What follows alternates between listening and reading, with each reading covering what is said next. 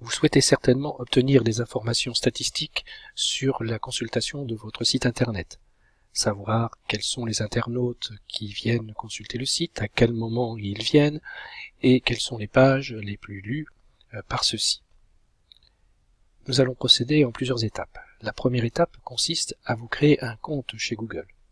Cette étape n'est pas décrite dans cette vidéo.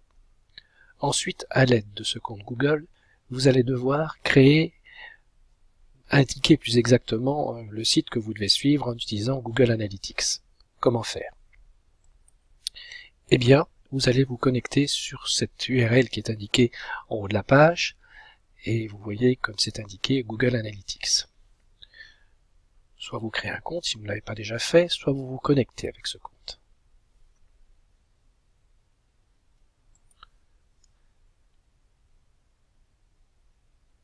La connexion s'établit, et vous voyez que c'est relativement facile puisqu'il faut s'inscrire à Google Analytics, ce que nous sommes en train de faire. Ensuite, il faudra ajouter le code de suivi dans votre site internet, et puis vous aurez automatiquement ensuite les informations statistiques. Commençons donc. L'inscription.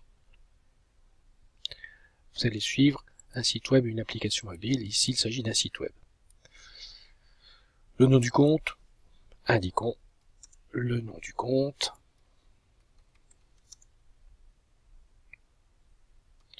Ensuite, le nom du site web.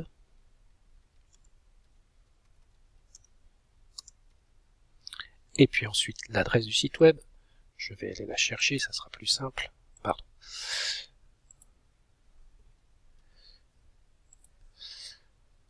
Voici, copie. La catégorie sectorielle, j'avoue ne pas trop savoir quoi mettre dans les catégories qui sont proposées. Bon, commerce, industrie, ça ne me semble pas tout à fait judicieux. Communauté en ligne non plus, je mettrai autre. Et puis ensuite, il faut indiquer effectivement que nous sommes en France et non pas aux États-Unis par défaut.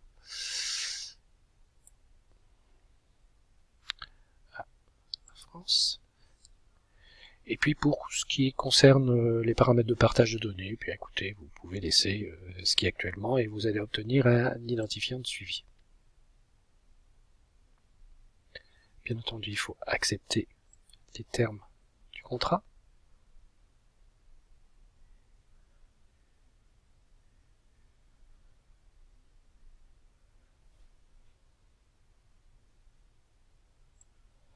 Ensuite, revenons sur WordPress, le tableau de bord de WordPress.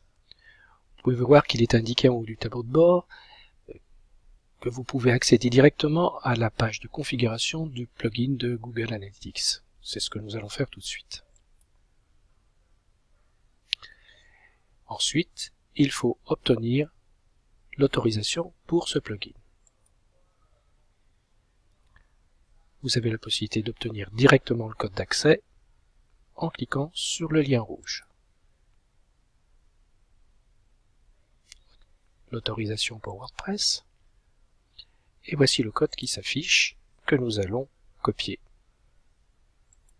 Et puis coller dans l'espace requis. On sauvegarde le code d'accès. Et voici, le plugin est autorisé. Revenons sur la page d'accueil. L'opération est donc réalisée et vous voyez apparaître en bas le tableau de bord de Google Analytics qui vous permettra de suivre de façon statistique l'activité de votre site internet.